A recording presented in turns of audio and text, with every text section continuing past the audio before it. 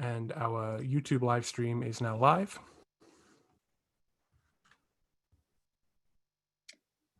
Okay, great. Good evening, everyone. This is Kimberly Porter, Director of Community Development with the Village of Woodridge. I'd like to thank you all for attending tonight's Plan Commission meeting. Please note that please send all comments and questions to commentspc@vil.woodridge.il.us. You will see this email link throughout various slides of tonight's presentation. Thank you. Thank you, Director Porter. This is Joe Presby-Orca, the Chairman of the Plan Commission. I'd like to welcome everyone to the Monday, June 15th, 2020 Plan Commission meeting. Madam Secretary, please call the roll. Cortez. Here. Gaspar. Here. Girag. Here. Handel Kanunen. Here. Baylog here. Presby-Orca. Here. Sealander. Here. We have a quorum. Thank you. First item on tonight's agenda, we actually have two meeting minutes to approve. The first one from November 18th, 2019 was scheduled to be voted on a meeting in March that got canceled. So unfortunately, it never hit the agenda since then. So we're having to vote on it again. So I'd like to hear a motion to either approve or edit those meeting minutes. Commissioner Gasper will motion to approve the minutes. Commissioner Girag will second. Madam Gaspar. Secretary? Yeah, there you go. Gaspar. Aye. Girag. Aye. Cortez. Cortez. Aye. Handel Kanunen. Aye. Sealander. Aye. Baylog aye. Presby-Orca. Aye. Motion carried. Okay, next approval is for the minutes of our last regular meeting on May 18th, 2020. Can I hear a motion or any edits to the minutes? This is Commissioner Handel Kanunen. I'll make a motion to approve the minutes from the meeting on May 18th with no changes. Thank you. Need a second? Sealander seconds. Handel Kanunen. Aye. Sealander. Aye. Cortez. Aye.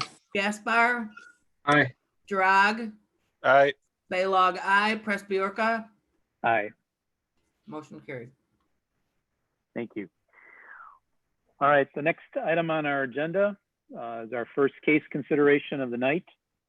Woodridge Plan Commission consideration of a certain proposed text amendment, Title IX of the Municipal Code, which covers schools, university, and colleges as a special use within the ORI district. The applicant is Guiding Light Academy. This case will have a public hearing component, which we'll enter into at this time. So this agenda item is a public hearing of the Plan Commission convened for the purpose of considering an amendment to Chapter 9 of the zoning ordinance of the Village of Woodridge to add public and private schools, colleges, and universities as a special use within the Office, Research, and Light Industrial, or ORI district. The applicant is Guiding Light Academy, LLC, 1051 International Parkway, Woodridge, Illinois, 60517. The applicant is seeking a request for an amendment to Chapter 9 of the zoning ordinance of the Village of Woodridge to add public and private schools, colleges, and universities as a special use within the ORI district and create minimum parking standards for the same. Notice of the public hearing on the matter to be considered was published in the Bugle on May 27th, 2020.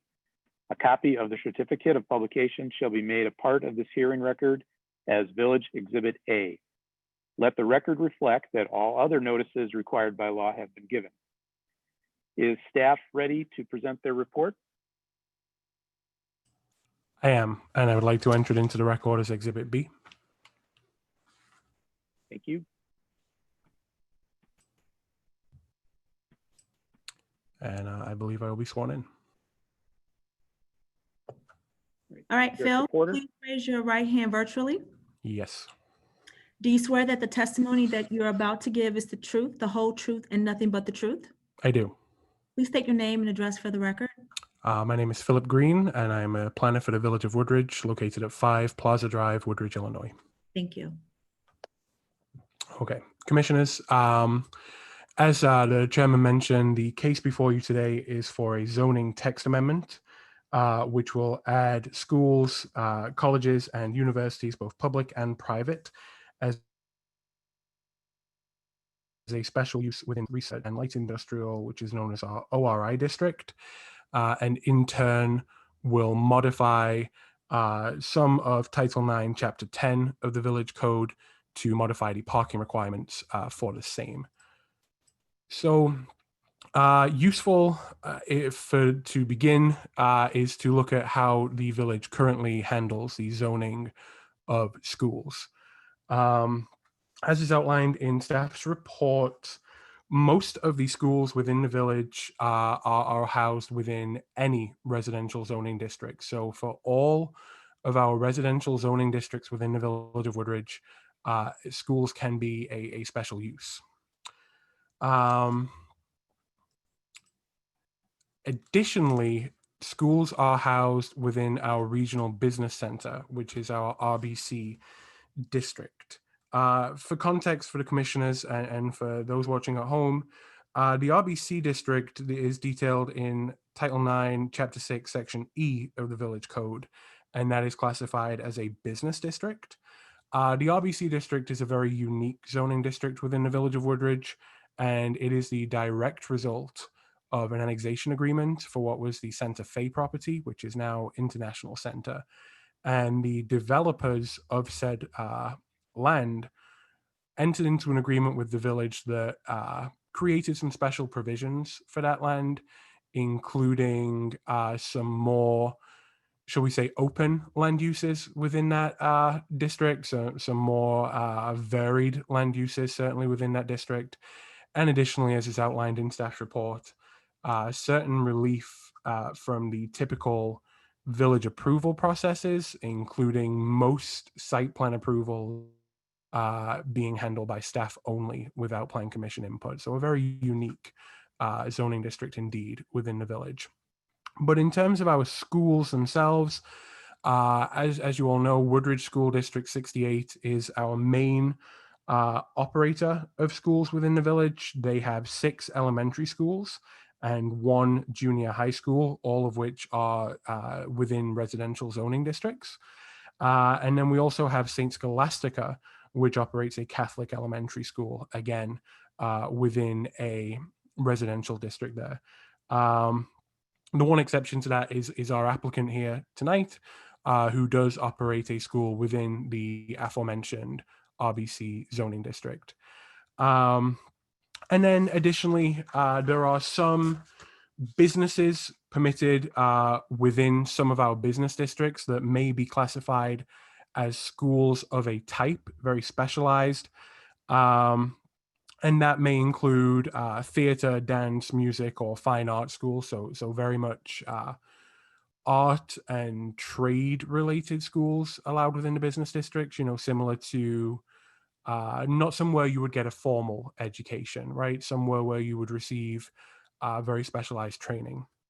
And then additionally, and we'll get into this in some more detail, we do have vocational, technical, business and data processing, electronic and corporate training centers within the ORI district. And again, we'll cover that in a little bit more detail up ahead.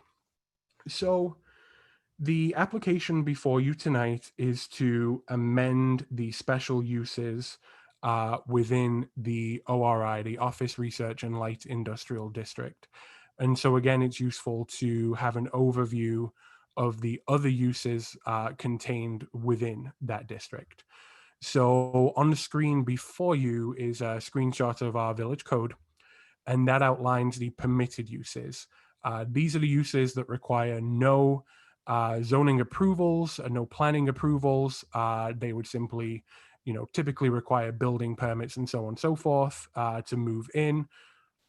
And I should say that, occasionally they may require some site plan or PUD approvals for any exterior work. But if we're talking about a business moving in to an existing building, these uses would typically be a permitted use.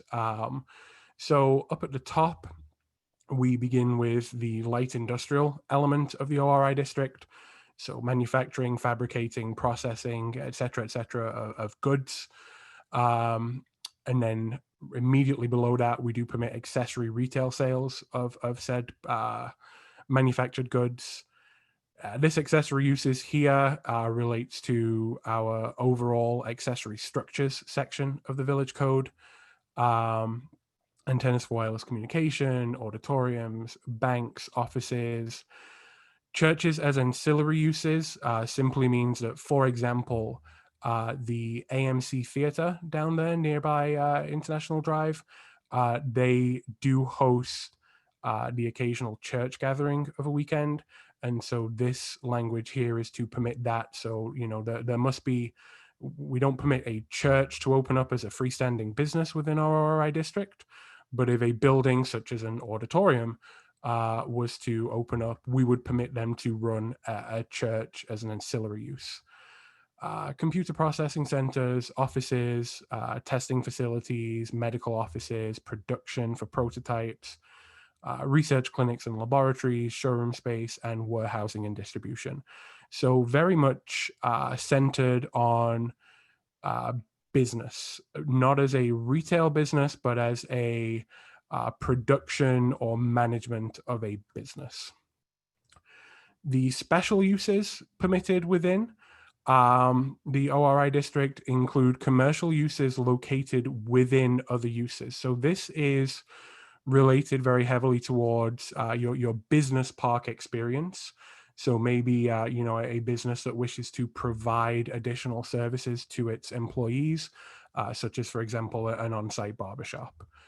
Heliports, hotels, motels, kennels within a completely enclosed building, PUDs, public service and utility uses, recreational uses. So commissioners may recall the Midwest Badminton facility that is currently finishing up construction there on Lamont Road. Schools, vocational, technical, business, data processing, electronic, and corporate training centers, self-storage facilities, telecommunication towers, and this ancillary piece down here, which again is all about that business park experience, wherein, you know, there may be some businesses conceivably that would require some lodging for certain members of their staff. And so this special use permit would enable that. So to provide more clarification on the school's vocational, technical, business, data processing, electronic, and corporate training centers piece, staff decided to kind of research this historically and look at what users have been classified under that use previously. And the example is the Westwood College, formerly at 7155 James Avenue. And the use for the training centers really was designated to provide the ability to train employees for businesses that would commonly exist within the ORI district. So this is a screenshot on the screen here taken from the former Westwood College website, and it outlines the abilities and the amenities that were on that site. So what that Westwood College housed was 2 laboratories, one of which was for medical students and one of which was for basically computer engineering students. So network engineering, hardware, and so on and so forth. So although the Westwood College, you know, was named as a college, it really was more of a technical training school. And this is kind of what that designation was targeted toward. Very similar to how, for example, many utility companies offer specialized training campuses for the more kind of manual labor, skilled technical work. And then finally, as is included within your packets on the ORI district part, just for your reference, I did want to provide a brief overview of where our ORI zoning districts are located within the village. Now, you will note that there is a slight difference here between the map provided and the village's official zoning map. And the reason for that is for our larger regional planned unit developments, which you'll recall happen kind of down here at the Woodward Boughton interchange and up here at our Seven Bridges development. They are a regional planned unit development, so a very, very unique zoning designation for the village of Woodridge. But they do sit on top of an underlining ORI zoning. So they are an ORI zoning with a special use permit for a regional planned unit development. And so although they are technically ORI zoned, the rest of the ORI requirements do not apply to them. And so for clarity, we remove those from this map so that you can just see the land parcels that this change would affect. As is typical with a request such as this, staff did reach out and perform a survey of our surrounding communities. As you will see, again in staff's report and on the screen before you, the city of Naperville does permit higher education and traditional schools within the ORI districts. Lisle specifically offers schools, workshops, and training centers for developmentally disabled persons.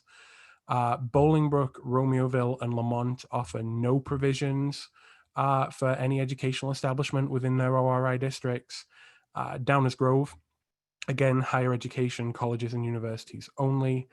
And the city of Darien offers what they classify as educational facilities under a special use permit. Commissioners, I did want to just provide one point of clarification. The surrounding community survey is for the ORI or equivalent zoning districts, as we've kind of discussed on previous cases. What may count as a B1 district in Woodridge may be significantly different in Naperville. It all very much depends on the unique circumstances of the community. Lisle in particular is an interesting one to note. Their ORI district is not an ORI district. It is an OR, Office and Research District. So they place much less of an emphasis on the light industrial element of that district as we would here in Woodridge. And that district refers specifically to, they have a TIF district along there. It's the Navistar corridor. They do have a unique name for it, but it is essentially a corporate campus corridor and homes the former Nokia building, Navistar, and a few other kind of hotels and building business headquarters, if you will. So although it is the closest comparison available to us, it's not a completely transposable example. And then, Commissioners, the final part of staff's report tonight is just to clarify the other changes that this text amendment before you would necessitate, and that is changes to our parking determinations. So currently in the village's zoning code, we determine minimum parking requirements by use. And again, as we've kind of discussed previously, these are often based on engineering calculations, best practice, traffic surveys, a whole myriad of technical data. For schools right now, we break that down into the type of school as a use. So a high school will have significantly different parking requirements than an elementary school would. Now, the change before you tonight provides a relatively large amount of flexibility within the ORI district when it comes to what schools would be permitted there. And not every school is necessarily going to neatly conform to that grade school structure. And so the ramification of that would be when considering a special use permit case for a school moving into the ORI district, the Plan Commission would need to recommend a minimum amount of parking. And just as a few examples of data that would need to be collected to make that recommendation. Professional parking studies, employment statistics, information on peak use periods of the school, taking into account other uses nearby. So as we've kind of already mentioned, feasibly there could be a warehouse use within the same area as a school. So we would need to take that into consideration when trying to coordinate traffic for ingress and egress. Signed statements, if it was a applicant that had experience in running schools and maybe operated other schools, some signed statements that outline the uses and the traffic flows and parking requirements that they've noted. Again, very typical data and studies that the village requires of other development within the village. As with anything, be it a coffee shop or a multifamily home, anything of that nature, we do usually require this. And so we would just need to amend our code to also require this of schools if they were seeking a special use permit to operate within an ORI district. And with that, that does conclude staff's report. I'm happy to take any questions, or we do have the applicant here to give a brief presentation as well. Thank you, Phil. This is Chairman Presby-York. I just do have one question. Which zones within the village currently do allow public and private schools, universities, and colleges? That would be any of our residential zones, be it multifamily or single family. So A1, A2, R1, R2, or R3, and also the RBC district. Thank you. Any other questions for staff during the public hearing by commissioners? Sealander. So none of the business districts, commercial districts would allow this.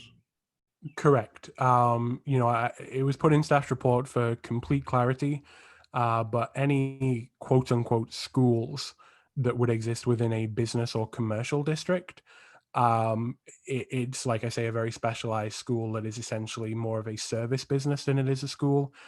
So the best example I could possibly give right now is we have a hip hop dance school that kind of treads that line between school and fitness recreation facility. But no, correct. Again, outside of the RBC district, which is a very, very unique catch-all, all-encompassing district. I don't know if this is Sealander again. I don't know if it's time to ask. Why is this little chunk of land ORI versus the rest of that side is something else? Which one are we looking at? Where Westwood College was. That there's a little small part of Sure. pink. Sure. I'd have to look more into the actual history, but that is an entire planned unit development. The midpoint buildings that were there, and again, I can happily go back and get the full history for the commission on this. But those buildings were originally office developments, so seen to be within such close proximity to a lot of residential, right? Which is, from a planning point of view, typically ideal to reduce commutes where possible. So that is my understanding on it. And again, I'm happy to go through those original approvals and pull that up for you. No, it's okay. Yeah, it just most of it's OR. I mean, there's really no industrial in that section, so it's just kind of odd. Sure.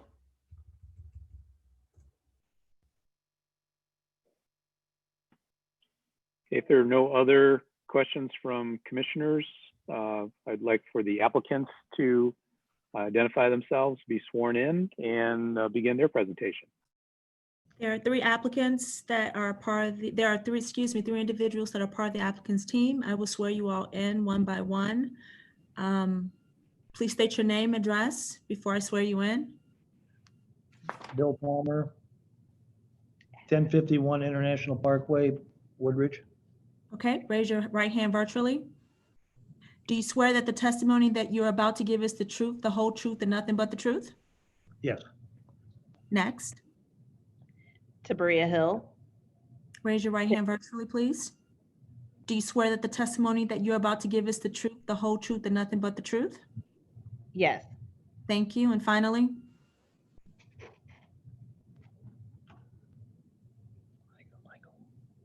I'm sorry, I can't hear you. We should have Michael Butchick on the line too. Philip, I believe he checked in, didn't he? So I do see him in the room. He looks like he's been on mute the entire time. Let me see if I can.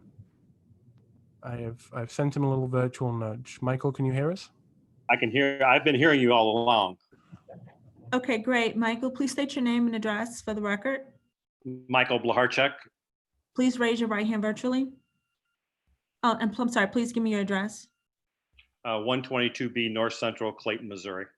Thank you. And with your right hand raised, do you swear that the testimony that you're about to give is the truth, the whole truth, and nothing but the truth? I do. Thank you. Thank you, Director Porter. The applicants will now present their application and explain the approvals being sought. Okay, this is Bill Palmer. Thank you for giving me the opportunity to be with you this evening to share our plans for the future. I, along with Frank Lasky, are the owners of Guiding Autistic Academy. The team we have with you tonight, you've already met Tabria Hills, our program coordinator, and Michael Blarczyk is our ISB consultant. We are a private therapeutic day school that serves autistic students from ages 5 to 21. We are a licensed state of Illinois school. We're governed by State Board of Education, just as a public or other private schools are. We're here tonight to seek your support for our expansion of our Woodridge program. We are currently under contract to purchase the former Westwood College building. That building's been vacant for almost 5 years. The other two buildings in that area, the other 60,000 is vacant. The third building's 65% vacant. We believe, in talking to the other owners, that our activity, new activity in that location will bring some new life to that area and hopefully some new tenants that will make that area viable. We were advised when we first were approached with this idea that we were expanding our program, we needed to expand. When we met with staff, we were advised that the current zoning at Westwood would not allow for our type of school. It was for a vocational school, not the therapeutic school. So with their advice and direction, this is the purpose of the text amendment. Obviously, if this is approved, we follow up with a special use permit, and subsequently, if approved, then we could in fact move forward with our expansion. I think at this time, I'd like Tabria to say a few words about the students we service and the programs we do. Hello, this is Tabria Hill, Program Coordinator. As Mr. Palmer mentioned, we do service students with autism and other related disabilities. We have approximately 50 different school districts that we work with, including Downers Grove and Woodridge 68 as well. Our program offers students one-on-one staff support, speech therapy, occupational therapy, counseling, and behavioral supports as well. One of our primary goals is reintegration for our students to successfully return back to their home school district. And we are currently looking at the future for our students. Many of them, once they age out, there's very limited programming.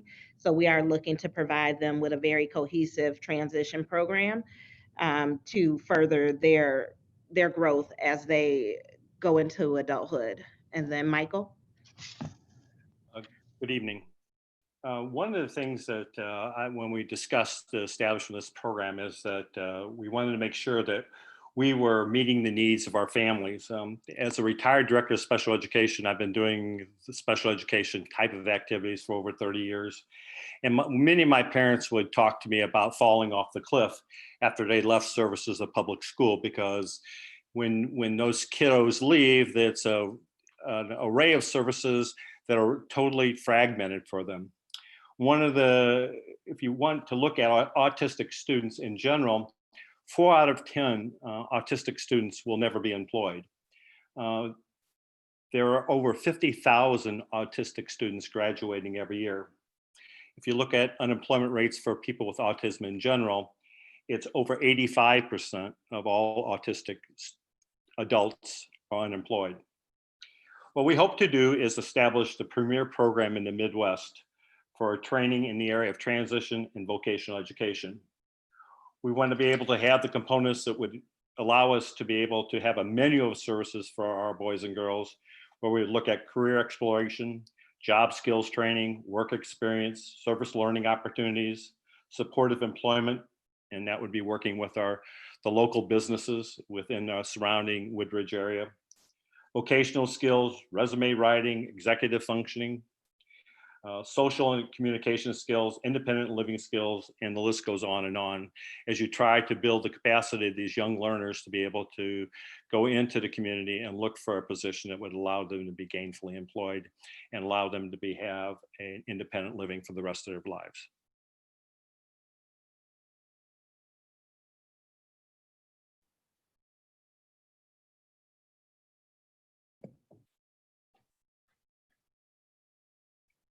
Thank you. Does that conclude the applicant's presentation?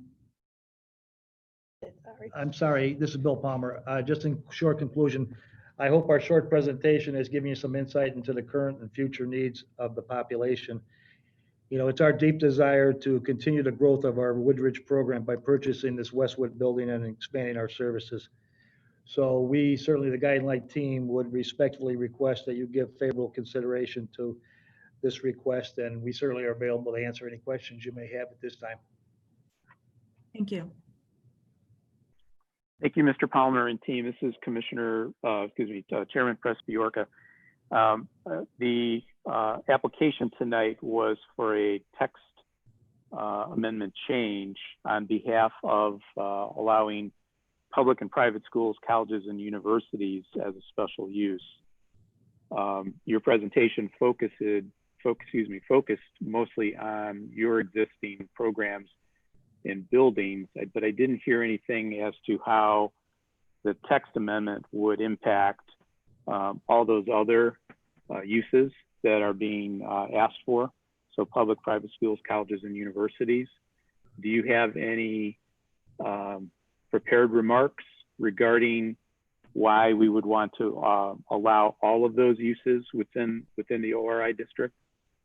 Well, I think, this is Bill Palmer again. I think the fact that we've been existing in your special RBC district, which is basically the office ORI type uses out there, we've shown that we've been a good neighbor for 5 years. I think with your special use, that we have to follow up with a special use gives you total control over future applicants. I mean, we're here tonight because we want to buy Westwood, and this is the only way we can move forward. So I understand what you're asking, but we are not really here. I can only speak for Guiding Light, and that we have been in Woodridge. We have been in an industrial office research area for 5 years, and we've been a good neighbor. We've been an asset to the town. I don't see any negatives. I think with the special use permit, you can totally control any applicant as you go down the road. That's all. Okay, thank you. Any questions from the commissioners of the applicants for the public hearing portion?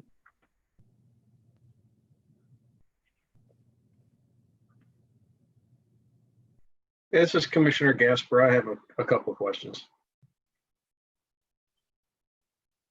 Go ahead. How does this school compare to, say, Turning Point in Naperville or in Easter Seals facility? Hi, this is Tabria Hill. The program is very similar to both of those facilities. We service the same population of students as well as the age level. I do believe that both of those programs have adult programming set up as well. We currently only go up to 21. Okay, so that leads to another question. If you're only going up to 21, are you taking kids when they age out of school and they're going into a transition program? So that is the program that we are looking to create, and we are in the process of building. the transition program. So transition is 18 to 21. We do currently service 18 to 21, but we are looking to further develop that program. Thank you.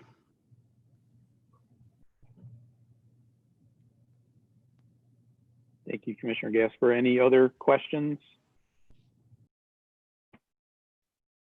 So who suggested, Sealander here, who suggested the language of so many different categories being added versus just being a school for special needs individuals? Was that, did Commissioner, I can respond to that. This is Phil Green, planner. The language that was recommended was based on the applicant's current use within the RBC district. We felt it was important to maintain the use class as the same in the RBC district to avoid creating any issues down the line, to, you know, make a case that the applicant wasn't actually meeting any of the proposed uses within the RBC district.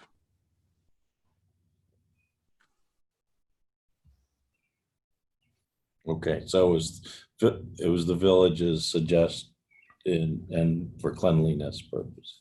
Correct. In consultants with our village attorney. Again, it's just one of those cases where suggesting a brand new use get created for an existing business within the village creates some discrepancies there between those zoning classifications. So with their new plans to go beyond the, well, even at the 18 years, you could be calling that part of your business vocational, and it would fit under this need, what we already have as a code. This is Michael Blaharchuk. I think the intent of the program is to develop the transition and vocational skills, definitely. And that's the whole idea, is that we will have in-house training for particular occupations, and then work in our work training program where we're working in light industry and places like Walmart, places like Home Depot, flower shops, etc. But the idea is for kids to have exit skills that would allow them to have employment. So, but that side of the business is already available under a special use. Is that, I'm asking village, I guess.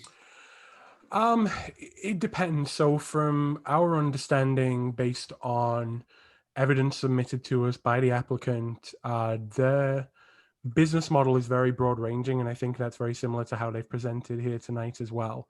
You know, the age range that is promoted is between the ages of 5 to 21.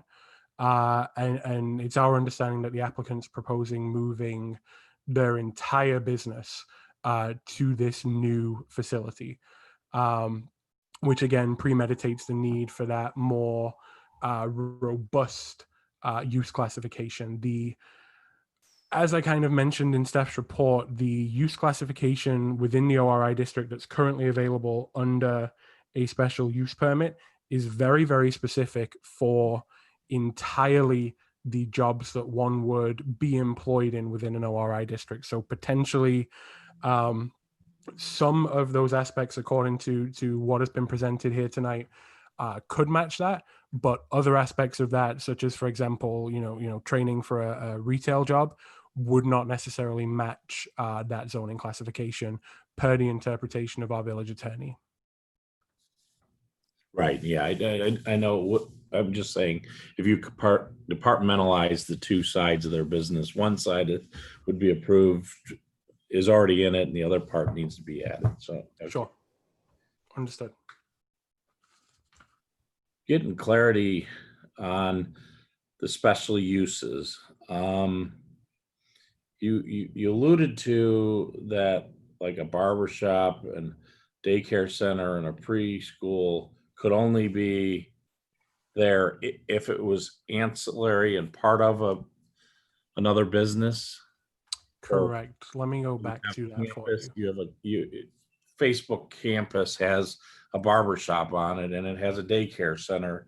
If we had Facebook campus in Woodridge on an ORI, they could have it, but otherwise it couldn't be there? Precisely. So the language is very specific here. So for those commercial uses that you drew an example with, then the language is very specific here that it's located within permitted and special uses. So exactly to your point, if Mark Zuckerberg was to decide that he wanted to relocate towards Woodridge, Illinois, and wanted to provide, on-site recreational facilities, daycare centers, gift shops, so on and so forth for his employees, he would be able to begin the operations of the business side of the campus immediately as a permitted office use, and he would then have to seek special use permits for those commercial uses moving forward. And then if he were to come to us and say, not only that, but I need specific Facebook engineers to stay overnight on site in case we have any server issues, he would need an additional special use permit for this use down here, which is our ancillary use for example, the dwellings for caretakers, watchmen, and operators. So under this, potential Facebook campus, we would have one permitted use and two special uses.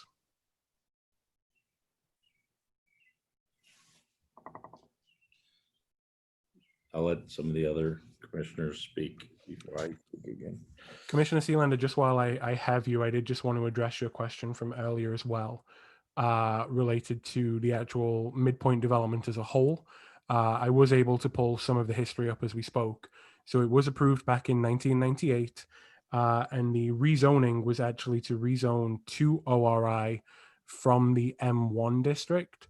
I wasn't able to access any of the history as to why it was ever originally zoned M1, but the rezoning towards ORI was to meet the village's need in providing employment opportunities nearby residential areas of the village, whilst at the same time providing an additional level of control compared to that M1 manufacturing and full industrial district when it came to noise pollution and truck traffic and so on and so forth. So it was considered a step down in intensity.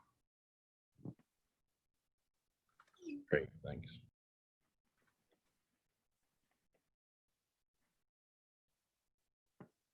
Thank you, Phil. Any other questions from commissioners for the public hearing portion of either staff or the applicants? It's Commissioner Gasper again. I have some questions for both. If I could start with the applicant. You said you work with the school districts. Do you get referrals from, District 99 and 68 from difficult IEPs that they don't want to deal with, or where are you getting your students? This is Michael Blaharchuk. My background, again, was as a director of special education. So just like for those public school districts, I represented 23 public schools. We use what are called 14702A schools, which are schools that are in the state code. They are the private schools that are designed to serve kiddos that public schools typically cannot deal with. Typically, their disabilities are so severe that the public schools are not able to program for these kids. So the state of Illinois allows districts to make placements into facilities as ours. So all the students that we have come from public schools. And we do currently service students from 68 and District 99. Thank you. Phil, the next question is going to be for you then. What is the difference between Woodridge's ORI district and Naperville's OCI district? I would have to pull that up if you can bear with me real quick. And I'm only asking because Turning Point Academy is on Ogden Avenue in Car Dealership Row out there. Yes. And it's zoned OCI. Sure. Let me pull that up.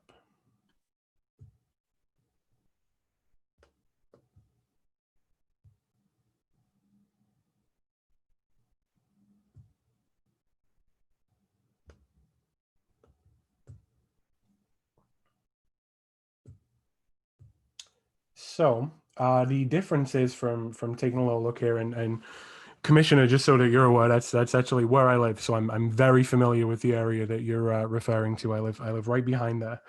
The OCI district is office, commercial, and institutional.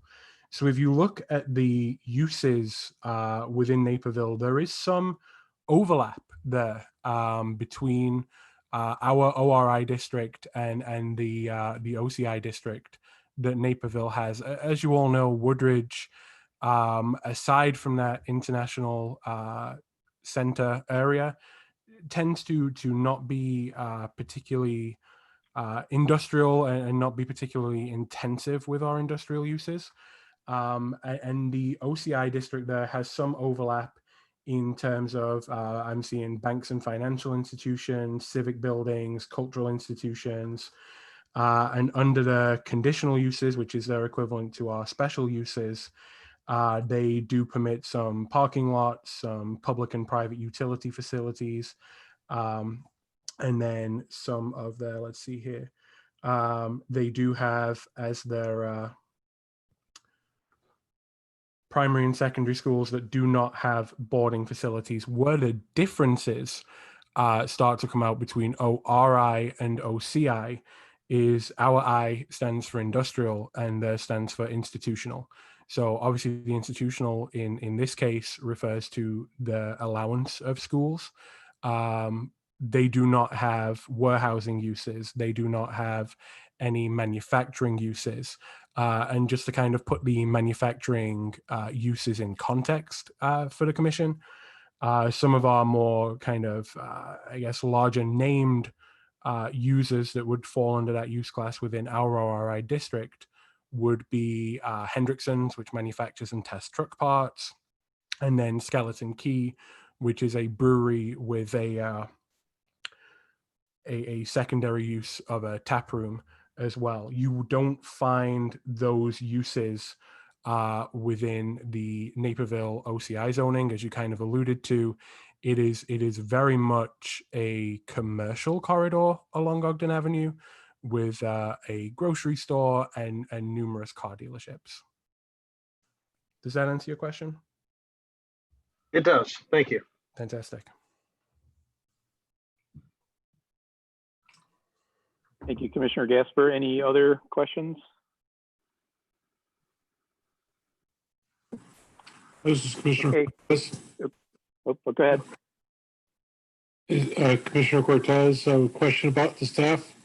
So if it's a change like this, would that impact if a school were then be put on in this area, there is an empty lot that's still part of that development.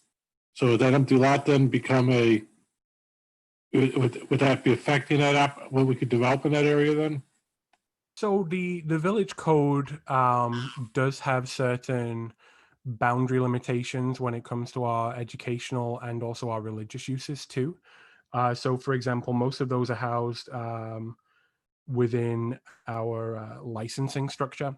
So section 3317 of the village code prevents any liquor licenses from being issued within a 100-foot barrier of a school use, of any school use. With the exception of an institute of higher learning, i.e. specifically a college or a university. So Commissioner, to your question, kind of again as an illustrative example, let's say, for example, a school use was to move in along Lamont Road, okay? And as you know, that's where Skeleton Key is housed. They would be allowed to renew their liquor license, okay? But let's say that Skeleton Key was to decide to relocate their business. Maybe they were to move towards Seven Bridges, as an example. And they left all of their brewing paraphernalia behind. Nobody else would be able to then move into that building and get a liquor license because the school would now preempt that. So yeah, from a purely technical point of view, we would be preempting certain kind of alcohol or tobacco-based uses from within the ORI district. Absolutely. Thank you. there are some state requirements as well, which would prevent certain businesses opening up next to schools. So I know the Day Labor Service Act requires them to be a certain distance if you're a labor house. And I would think ORI would be a great place for a day labor outfit to be, to recruit and then place people.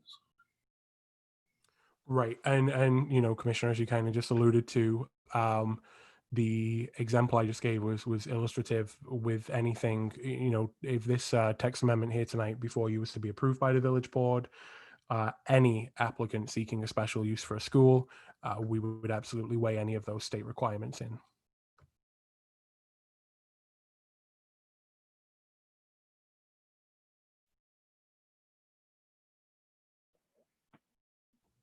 Thank you, Commissioner Cortez.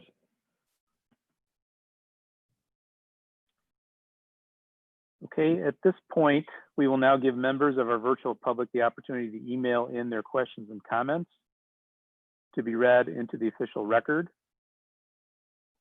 If you are watching the YouTube live stream, please send in your questions and comments to commentspc@vil.woodridge.il.us as it is presented there on the screen.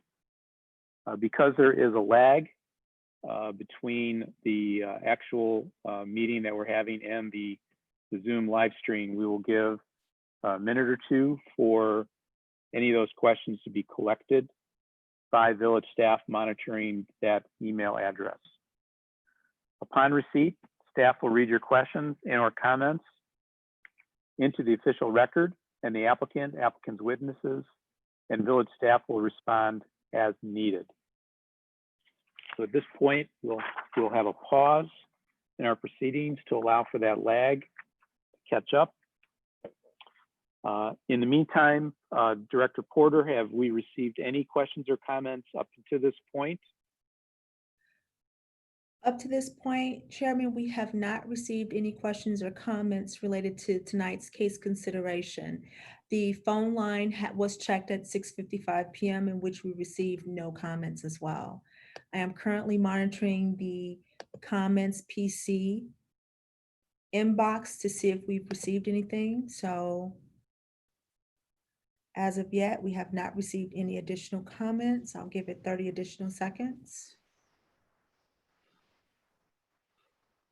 Okay, I would also recommend that if we do get any comments, even after the time period has expired, if you would please pause us and let us know that you received something as well. Will do.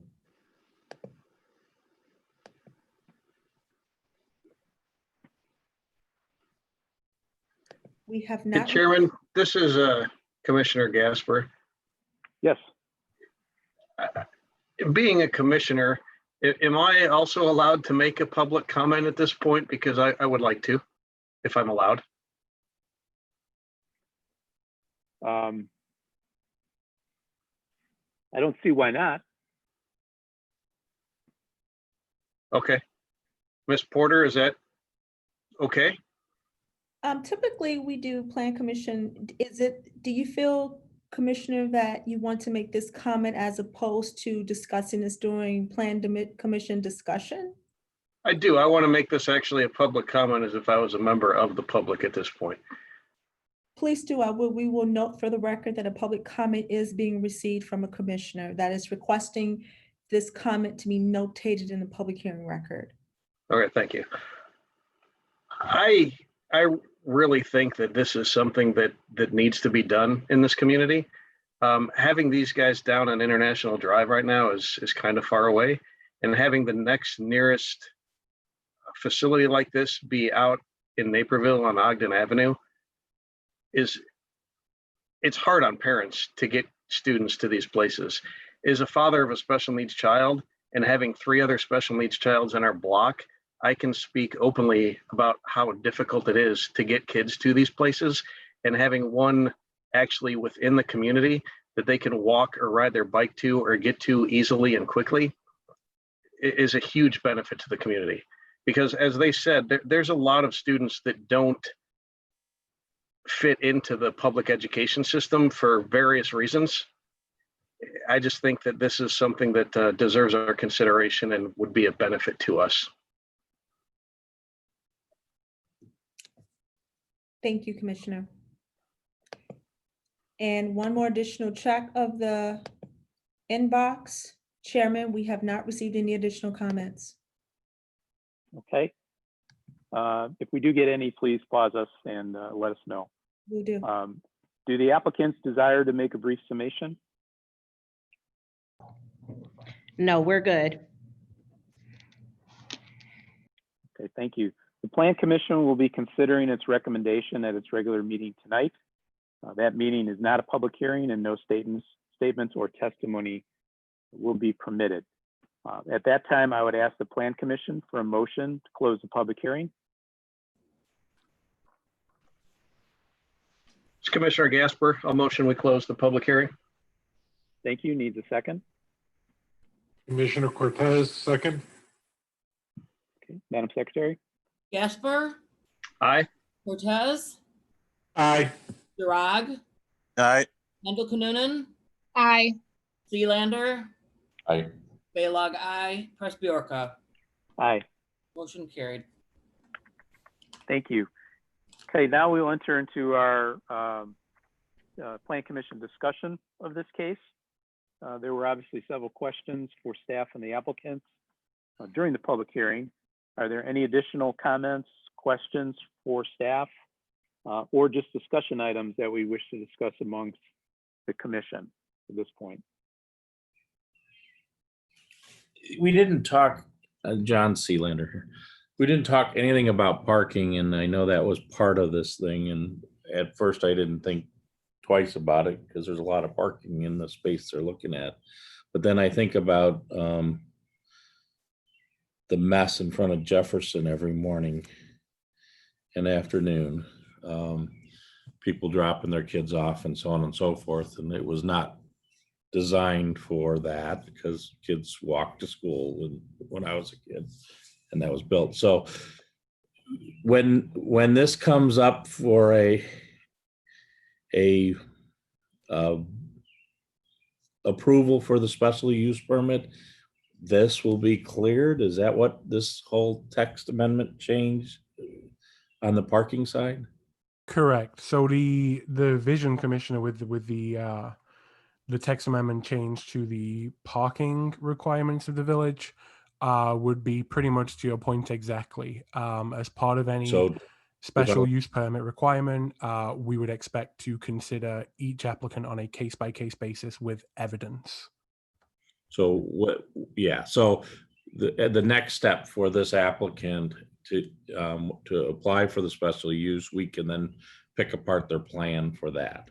Correct. As with any applicant at all, part of the expectation would be, as well as just straight up parking, we would expect evidenced plans for ingress and egress during those peak times. So drop off, pick up, and each applicant may be different. If we have a more specialized applicant, such as the one before you tonight, that may look very different to a more generalized school that maybe has very rigid peak times. If we have an applicant that maybe has a broader scope therein, you may find those peak times fluctuate, but we would absolutely expect evidence that would allow the Plan Commission to make a decision as to whether or not they would predict any issues arising, and then A, that may influence their decision to recommend approval or not, or B,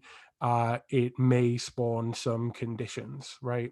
Just as has happened in the past, the Plan Commission is always free to modify their approvals based on conditions being met. Excellent. I'll worry about it then.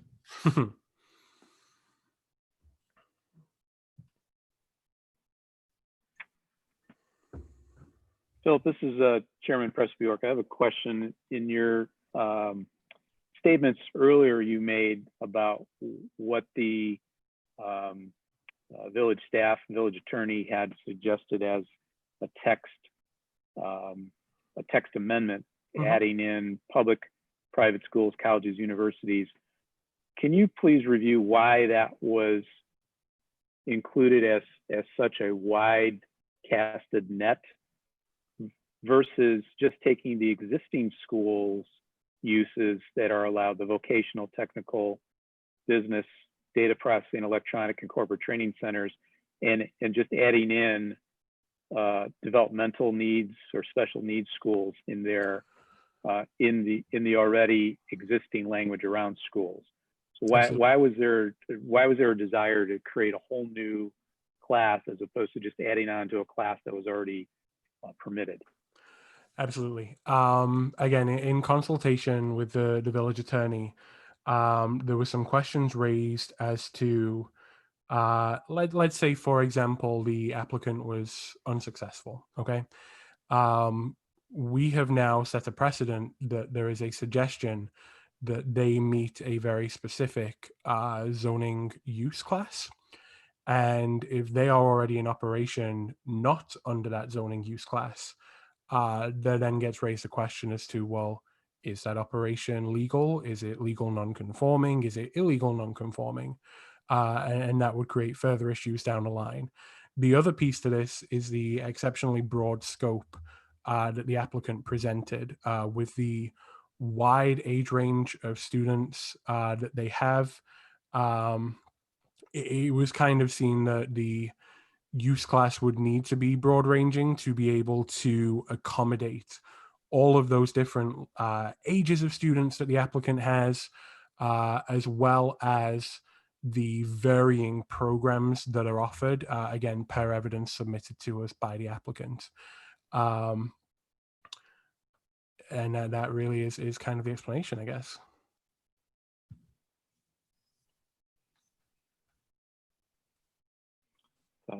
It seems like we're creating more work for ourselves as opposed to, just taking a more narrow view of adding into a use that was already there. This is Director Porter speaking, Chairman. And to piggyback on what Phil has just stated, the existing land use classification, again, is targeted towards those individuals, more so young adults, that are being trained for such jobs as plumbing, electrical work, those types of jobs that would be found in a similar development such as the Midpoint Business Park, where the former Westwood College facility is currently located. This, again, as presented initially by the applicant, the assumption was based on what was presented to not only Phil and I, but to the village administrator as well as the village attorney, that they will be relocating their existing site that houses 5-year-olds, individuals as young as 5 and as old as 21, from the RBC district to the Westwood College facility. That is a planned unit development that would house other particular uses.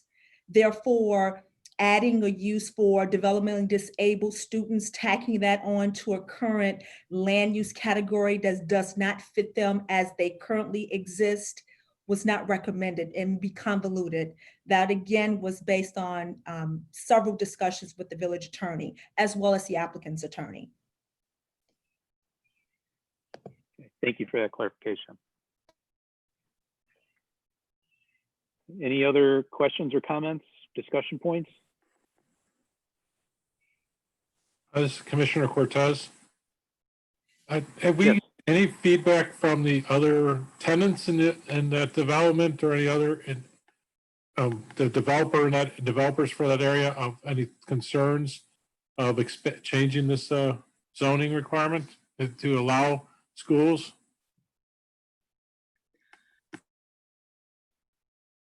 This is Director Porter again, and Phil would be able to provide any info on what he may have had, but as the director of the department, I have not received any feedback. Now, please note, this is a zoning text amendment. Although there is a public hearing that's required, notification was to all residents as well as business owners within 500 feet was not required as a zoning text amendment. Now that could change if the applicant is successful with receiving a positive recommendation or approval, from the village board. They would come back before you with the special use permit, which would require them to notice all residences and or businesses within 500 feet. So that means that everyone in the business park will be noticed, neighboring residents will be noticed, and at that point, we may potentially receive additional information from residents and feedback stating either for or against this particular the special use permit that potentially could be before you. Phil? Yeah, again, just kind of to really copy what Director Porter just said, I have not heard from any developers, but that would be because this particular case doesn't relate to a specific address, although there is an element and obviously an underlying background to this, that there is a desire trending toward a specific address. This particular piece of the process wouldn't trigger any kind of notice to a 500-foot radius because there's no center to that radius, right? It is a village wide, as such, has been noticed at Village Hall, on our website, through our social media, and also in the Woodridge Bugle. So no, we have not received any kind of specific feedback at this point in time, but I would expect, as usually happens, if the text amendment were to get passed and then we began to move into hearing cases for special use permits on a location by location basis, that would be when we would begin to hear ownership or developer feedback. Okay, thank you.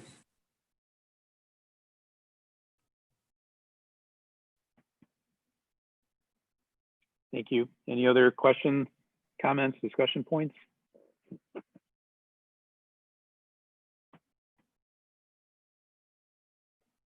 Okay, hearing none. Phil, if you could please review for the commissioners the action that is necessary. Absolutely, thank you. So the action necessary is located on page 21 of your packet for this evening, and it would just be one motion that would be required. So the Plan Commission would need to recommend to the Mayor and Board of Trustees either approval or denial of the proposed text amendment to Title IX of the Village Code as outlined within Attachment A.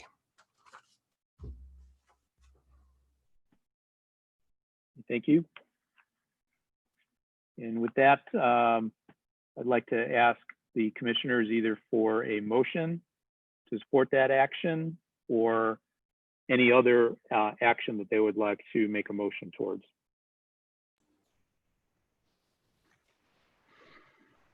It's Commissioner Gasper. I'll make a motion to recommend to the Mayor and Board of Trustees approval of the proposed text amendment to Title IX of the Village Code as outlined in Attachment A. Thank you, Commissioner Gasper. Needs a second.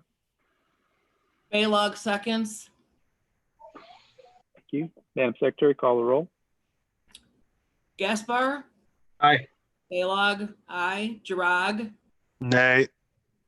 Cortez, Aye. Hendel Kanunen, Nay. Sealander, Aye. and Presbyarka. Aye. Motion carried. Okay, thank you. All right.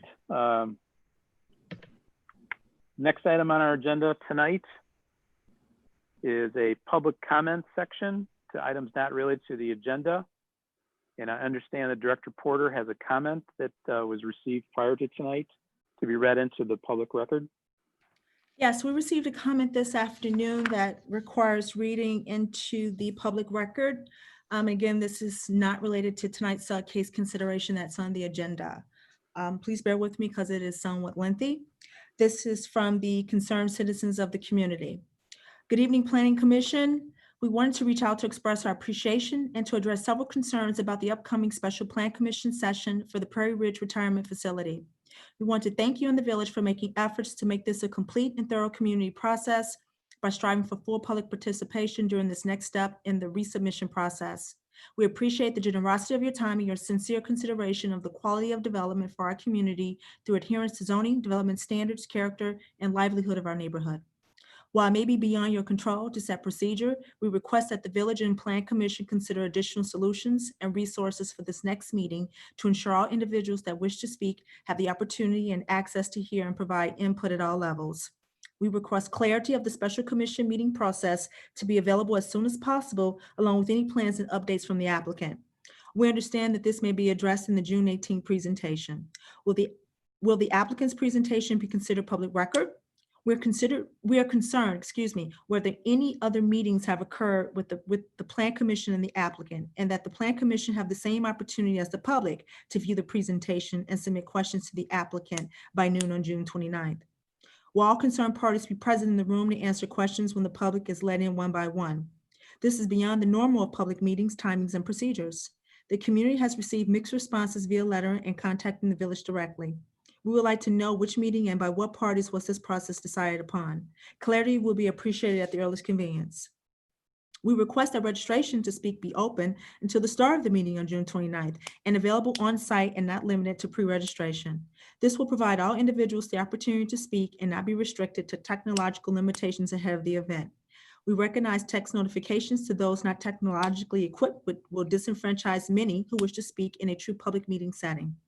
During the first meeting, approximately 100 individuals participated in some capacity, and these and others need to have the same opportunity to speak and attend again. We request that more accommodating and inclusive procedures and resources be sent out in a second letter notification in order for all concerned and affected residents of the community are given equal opportunity to be made aware of the changes, additional resources, and technological availabilities by the village to allow adequate time to participate. We request creative technological accommodations and capabilities with proper social distancing to stream to the parking lot during the meeting to equally serve all citizens to witness the meeting and be capable of full and fair open participation. Live streaming from vehicles while we wait to be called or texted is a limitation to public access due to the process. If this cannot be achieved through the current structure and limitations, we kindly ask for creative options and resources or an alternative location/venue to accommodate and provide a safe opportunity for the community. If not able or willing to allow full public participation, then we would, at last resort, respectfully request and insist on a postponement of the meeting until such time that it is safe to satisfy full in-person participation by every engaged citizen to encourage fair, equal, and openly transparent input by the community. This project is important enough for the village to dedicate a whole section on the website and call a special plan commission session. Therefore, it requires cooperation, coordination, and creativity to work together for the future benefit of the community. We look forward to the village working through these details and providing additional resources. We're happy to offer suggestions to assist so that everyone is heard and the process goes as smoothly as possible. The tragedy and limitations of public safety due to COVID should not be used as an excuse or a limiting factor to minimize full public participation in something that is so critical to the character and long-term development of our community. And as stated above, this large development is a great concern to the health, safety, and welfare of the community, and full public participation should be available or delayed until a time that can be conducted fairly, equally, and under the law, which should be sought and demanded by all invested and interested parties. Thank you for your time and consideration implementing and updating this process. That concludes public comments that are related to items not on the agenda. Thank you. Thank you, Director Porter. With that, did we get any other comments on the website or through the phone line? No, we did not. Okay, thank you. All right, next item on the agenda is any discussion items. I'll refer to staff to start that.